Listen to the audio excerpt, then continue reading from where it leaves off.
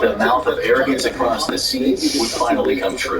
The die was cast. Hitler finally had a plan to crush America and ensure uncontested German superpowerdom in the age to come. There was just one problem. None of Hitler's plans were even remotely realistic. First, gaining British cooperation was extremely unlikely at best. Had Hitler actually succeeded in forcing Britain to surrender before American intervention, perhaps the Royal Navy could have been wrangled for his effort to destroy American naval might as part of an unconditional surrender.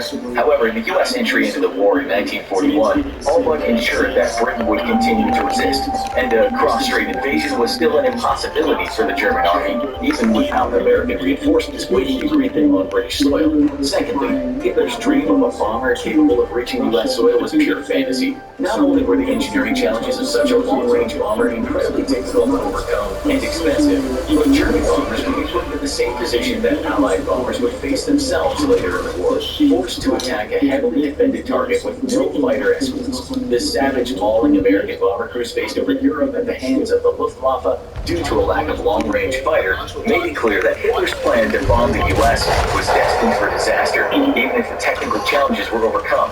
However, the nail in the coffin for Hitler's plan to bomb the U.S. came when Portugal lent the use of the Azores to the Allies, denying Germany desperately needed airfields in the Atlantic. The truth is that other than a hazy ambition to attack the U.S. at home, Hitler never truly had a plan to invade the U.S. that was remotely realistic. In a conversation with the Japanese ambassador in 1942, Hitler admitted that he did not yet know how to defeat the United States. Sure, a troubling line of conversation coming from the wartime ally that dragged Japan into a one-on-one deathmatch with America in the Pacific. Hitler, a man so evil he ruined an entire mustache style. If anyone deserved to die, this man was it. Here's the craziest ways history's most notorious villain was almost rubbed out. Bad chance. Way back when Hitler was first embarking into politics, some brave citizen heard Hitler speak and smelled trouble for Germany. This prompted the unknown individual or group of individuals to try and eliminate Hitler before it was too late, as Hitler and his staff had dinner at the Hotel Kaiserhof in Berlin. Then shortly after became seriously ill. Poisoning was immediately suspected, but alas, whoever carried out the assassination attempt failed to realize that Hitler was a vegetarian, and thus was spared. Next time a vegan tried to tell you that he did murder, reminded that vegetables basically killed over 40 million people in World War II. The pen is mightier than the sword, especially if it is poison. It takes a special kind of man for people who want to kill you twice in the same year. In February of 1932, Ludwig Astor, a member of the Bavarian State Parliament, didn't exactly like out of Hitler's jib. He penned a poisoned letter to Hitler, but an acquaintance of Astor's spilled the tea, and the letter was intercepted. Mercenary death. In 1934, Hitler had been named Chancellor of Germany, but not everyone was triumphantly using Nazi salutes. In fact, many political and military leaders were extremely wary of Hitler and his Nazi government. To solve this problem, Hitler kicked off what would become known as the Night of the Long Knives, a series of political killings that effectively eliminated or silenced any opposition to Hitler. Beppo Roma, a member of a German mercenary unit, found revenge. Even people had plans to kill Hitler, but sadly the Gestapo would catch up to the plot and bring real progress ahead. Sometimes crazy, they're crazy, or always tries to murder from within.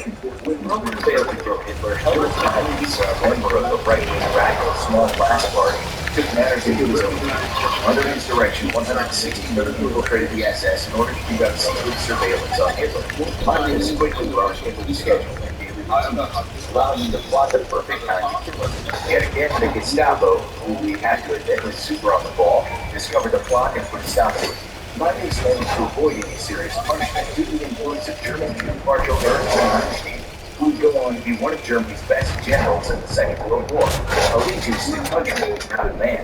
A year later, a group of government officials from the German Foreign Office immediately had to act to prevent a disaster. They weren't buying Hitler's Make Germany Great Again and insisted that Hitler was leading the country to disaster, not a resurgence in glorious imperial days.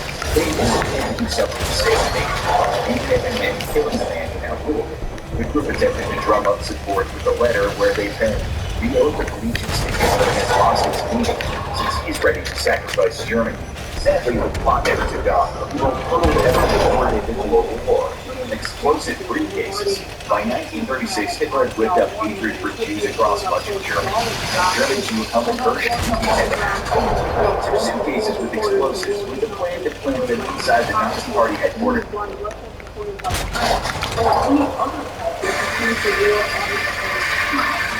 En jouw verhaal kracht het ISM. Zomervakantie? Yes! Lieve skiën, let's go! Stedentuin, Andiamo! Reis, eindelijk! Jouw vakantie, dat doen we met alles voor. To me, live happy. Put a China grocery ceasefire occur when the Trump Nuremberg. Unfortunately, a Gestapo informant heard of the plot and Hirsch was discovered. Guilty, Hirsch was executed via beheading. A far better fate than many of his fellow Jews would suffer in years to come. Back to the crazy, though, our next assassin thought he could kill two birds with one stone. Crazy killer. You know you're a terrible person when even insane people want you dead. That's exactly what happened in November of 1937. Wow. Medical patient Joseph Thomas traveled all the way to Berlin to shoot Hitler. However, Thomas also had a beef with the Nazi head of the Air Force, Hermann Göring, and plotted to assassinate both on the same day. Discovered by police, Thomas spilled the beans on himself, putting an end to the plot. Interestingly enough, it may have been a good thing that Göring was in fact not killed by Thomas. In the build-up to the war, under Göring's direction, the Luftwaffe did not have any significant number